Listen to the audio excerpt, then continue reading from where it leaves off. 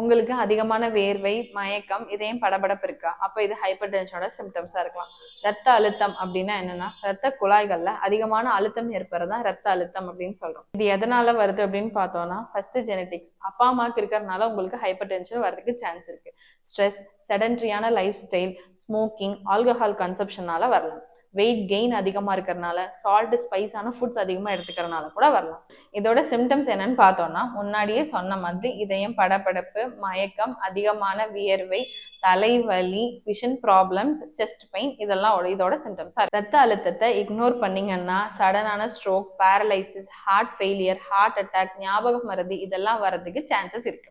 இதுக்கான ரெமடிஸ் என்னென்னு பார்த்துடலாம். ஃபர்ஸ்ட் செம்பருத்தி இல்லைன்னா வெந்தயம், இது ரெண்டுல ஏதாவது ஒண்ணு தண்ணியில வேக வச்சு அந்த தண்ணியை குடிச்சிட்டு வரலாம். அருகம்புல்ல நைட்ல தண்ணியில ஊற வச்சு அந்த தண்ணியை காலையில குடிச்சிட்டு வரலாம்.